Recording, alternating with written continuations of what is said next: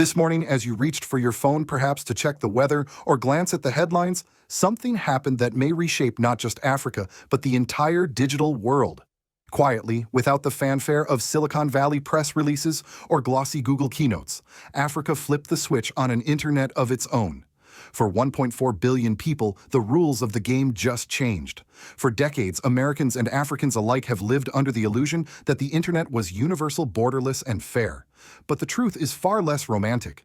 The web, you and I know, is not a neutral highway of information. It is a toll road owned and operated by a handful of corporations headquartered in California and Seattle. Google, Amazon, Microsoft, they have been the gatekeepers deciding how fast your search reaches you, how much you pay for access, and what information rises to the top. And Africa, for over 20 years, has been forced to play by those rules. That ends today. The African Union has unveiled what it calls the Continental Internet Exchange, a parallel infrastructure built not in the image of Western corporations, but for Africans themselves. It is not simply another internet service provider. It is a digital declaration of independence, the technological equivalent of a revolution. Think about it: when a student in Lagos wants to look up African history, why should their query travel through Europe and back, filtered by algorithms that often bury African voices? Why should an entrepreneur in Ouagadougou pay inflated fees to Silicon Valley shareholders for cloud storage when servers could sit in their own city? And now, here is the question we must all ask: what happens when 1 of 1? 4 billion people stop renting space on America's digital highways and begin paving their own. What does it mean for Google, for Washington, for the very idea of a unified internet? Stay with me until the end, because this story is not just about Africa's future, it's about ours. If you believe that truth matters more than monopolies, hit subscribe. And if you want to be among the first to witness the dawn of a post-Google era, share this video now. For most of us, the internet feels instant, invisible, and universal. You type, you click, and within a blink, an answer appears. But behind every search is a vast network of cable servers and exchange points, many of them owned not by governments, but by Western corporations. For Africa, this reality has been especially punishing. Every time someone in Ghana, Kenya, or Burkina Faso went online, their data had to travel thousands of miles to servers in Europe or North America before circling back. Imagine mailing a letter to your neighbor but first sending it across the Atlantic. That was Africa's daily digital reality. This system created 3 problems, each heavy with consequence. First, it was expensive. Africa has some of the highest internet costs in the world, not because of lack of demand, but because they were essentially renting space on someone else's infrastructure. Second, it was slow and unreliable. A student in Nairobi trying to download a textbook often had to wait far longer than a student in Paris or Boston simply because the information detoured across oceans. And third, it concentrated power. Companies like Google, Amazon, and Microsoft weren't just providing services, they were holding the keys to Africa's digital gates. Every click, every transaction, every email passed under their surveillance. That fragile dependency is what changed when the African Union launched the Continental Internet Exchange. For the first time in modern history, an entire continent decided to stop borrowing roads and build its own highways. Only here, the highways are fiber optic cables, data centers, and a new set of digital protocols designed for African realities. The scale of this effort is breathtaking. Over 100,000 kilometers of fiber optic cable have been laid connecting capitals and villages alike. 47 major data centers now stand across the continent, each designed to handle the demands of modern cloud computing. And exchange points, the junctions where traffic meets and reroutes, have been built in every major city. From Dakar to Dar es Salaam, from Johannesburg to Ouagadougou, Africa has stitched together its own nervous system, one that no longer depends on external lifelines. Here's why that matters in human terms.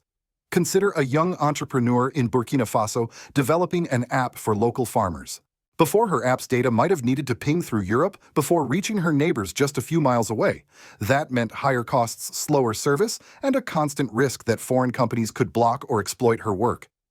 Now, with the Continental Internet Exchange, her app's traffic stays on African soil. Farmers in Wahiguya or Bobo Dioulasso can access her platform in seconds without paying hidden tolls to Silicon Valley.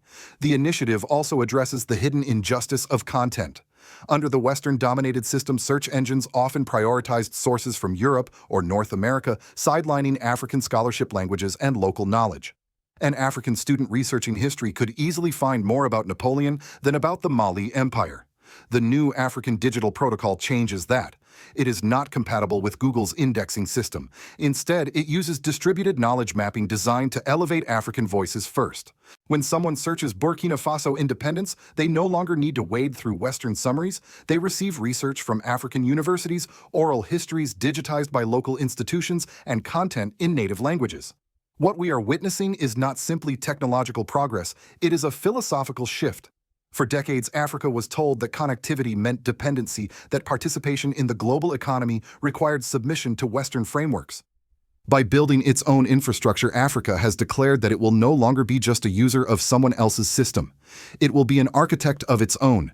The numbers already speak volumes. Just 3 days after launch, 200 million Africans had switched to the new network.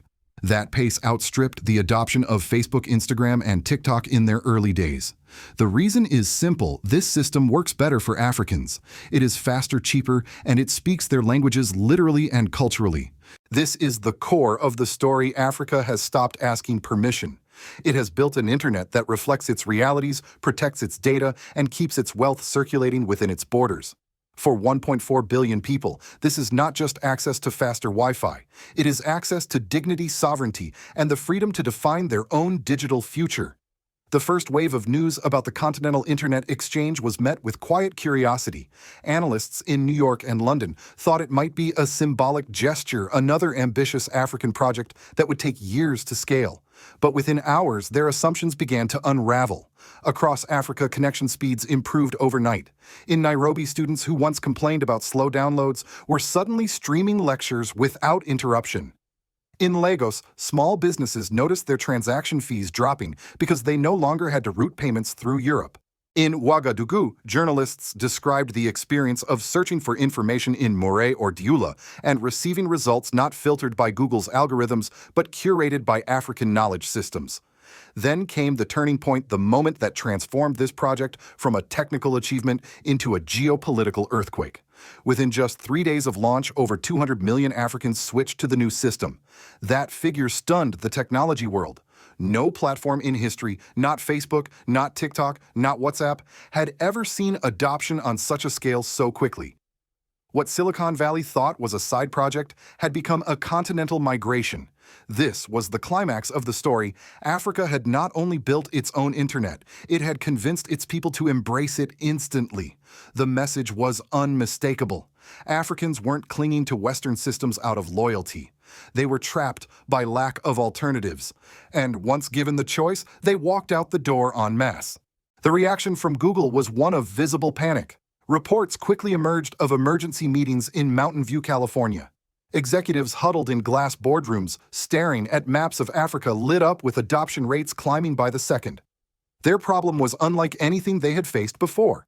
When a competitor rose in the past, whether it was Yahoo, Baidu, or even TikTok, Google could acquire, imitate, or outspend them. But the African Digital Protocol was built differently. It was incompatible by design. Google's search crawlers, ad systems, and cloud services simply could not function on this new network without a complete redesign. It wasn't just Google that felt the tremors. Microsoft and Amazon, whose business models rely heavily on cloud computing, faced the prospect of losing billions in revenue from African governments and companies. For decades, Africa had quietly funneled more than $50 billion per year into Western digital services. Now that revenue stream was evaporating overnight, redirected to African engineers, African data centers, and African platforms. Politically, the reactions were swift. In Silicon Valley, technology CEOs pressed Washington for answers. Should the United States intervene diplomatically? Could sanctions be justified under the guise of digital security? Meanwhile, in Paris and London, policymakers feared losing influence in a region they once dominated. Without control over Africa's digital arteries, the old tools of pressure-cutting, access monitoring, traffic shaping narratives were slipping away. Inside Africa, the mood was the opposite. Leaders celebrated not only the technical victory, but the symbolic one. This was sovereignty made real, not in slogans, but in code and fiber optic cables. Youth movements hailed it as proof that Africa could lead the world in innovation, not just follow. And voices like Burkina Faso's President Ibrahim Traoré tied it directly to a broader struggle. If Africa could reclaim its gold mines, its farmland, and now its internet, then the days of dependence were truly ending. Internationally, the ripple effects spread. South America announced it was studying the African model for its own continental network. In Asia, discussions began about building regional alternatives to Silicon Valley's grip. What began as an African project was fast becoming a global movement. The idea of a single unified internet under Western control was fracturing, replaced by the vision of regional ecosystems, each sovereign, each self-sustaining. The climax of adoption and the chain of reactions it triggered revealed the deeper truth. This was never just about faster speeds or lower costs. It was about power. For the first time, a continent long treated as a digital consumer had become a digital creator, and the rest of the world was forced to pay attention. When the switch was flipped, the immediate benefits were obvious: faster speeds, lower costs, and African content finally placed at the center of African screens. But beyond the technical, the civil and political consequences are proving even more profound. For ordinary citizens, the change means dignity. For years, Africans had been paying some of the highest rates in the world for some of the slowest and least reliable service. A family in Burkina Faso might spend a significant share of their income just to keep their children connected for schoolwork. Now, with infrastructure controlled locally, those hidden costs vanish. Access becomes not a privilege, but a right. Students in remote villages can attend virtual classes without interruption. Doctors in rural clinics can share patient data securely without routing it through European servers. The practical benefits translate directly into human lives improved. Economically, the stakes are enormous. By building its own internet backbone, Africa has stopped the steady hemorrhage of money towards Silicon Valley. That $50 billion per year that once left the continent for foreign shareholders now stays at home. It funds local data centers, pays African engineers, and seeds African startups. The multiplier effect is dramatic. Each dollar spent circulates through local economies, creating jobs in construction, software, and education. Instead of importing services, Africa is exporting confidence. Politically, the consequences are even more striking. For decades, Africa's dependence on Western internet infrastructure made it vulnerable to pressure. Governments could be threatened with digital sanctions. Opposition movements could be throttled by foreign-owned platforms. Critical data could be monitored or manipulated from thousands of miles away. The Continental Internet Exchange changes that equation. By keeping traffic on African soil, the continent achieves digital sovereignty. No outside power can pull the plug, slow the flow, or dictate the terms. This newfound sovereignty resonates strongly with Africa's rising generation. With over 60% of the population under 25, these young men and women are digital natives. They have grown up with smartphones, but without systems designed for them. The new African Digital Protocol, prioritizing local languages and knowledge, speaks directly to their identities. It validates who they are and assures them that their voices matter in the digital age. The psychological impact of this shift cannot be underestimated. At the political level, leaders across the continent have embraced the project as proof that Africa can not only resist outside control, but chart its own destiny. Burkina Faso's President Ibrahim Traoré has frequently warned about the dangers of dependency, whether in mining contracts, agriculture, or foreign aid. Now, with the internet itself reclaimed, his message finds tangible form. Traoré and other leaders can point to fiber cables and data hubs as evidence that sovereignty is not just rhetoric, it is infrastructure. Of course, sovereignty also means responsibility.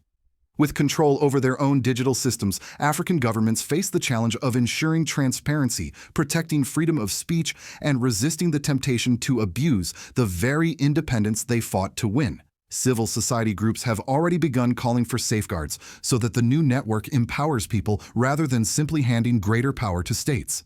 Internationally, these political consequences send tremors far beyond Africa.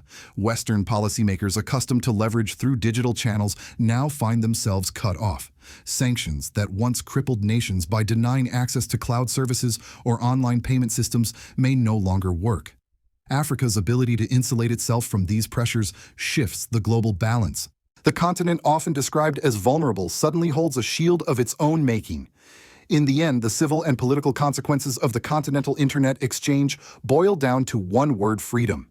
Freedom for students to learn without barriers. Freedom for entrepreneurs to innovate without tolls. Freedom for governments to govern without foreign strings attached. For the first time in the digital age, Africa is not simply connected, it is in control. From the perspective of Washington and Silicon Valley, the launch of the Continental Internet Exchange is nothing short of a shockwave. For 2 decades, the United States has assumed that its technology giants Google, Amazon, Microsoft would remain permanent fixtures of global life. The Internet itself was treated as an extension of American influence, a soft power tool as potent as Hollywood or the dollar. Now that assumption is crumbling. Inside corporate headquarters, the fear is palpable. For Google, losing a market of 1.4 billion people is not just about lost revenue. It threatens the company's dominance, its ability to train algorithms on massive datasets, and its image as the world's indispensable gateway to information. The African Digital Protocol, incompatible by design, means Google cannot simply integrate or buy its way back in. It would need to construct an entire parallel infrastructure, a project that would cost hundreds of billions and take decades. For the first time in its history, Google faces a competitor it cannot outspend.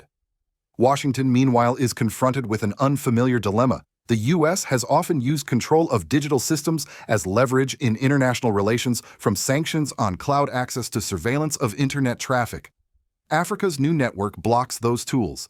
If a country can keep its data on its own soil and run its services independently, then the U.S. cannot pressure it as easily. This weakens Washington's geopolitical reach at a time when competition with China and Russia already strains American influence.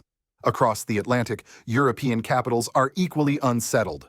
France and the UK, both with long histories of colonial ties in Africa, see their cultural and economic leverage slipping. They once shaped African narratives through media and digital channels.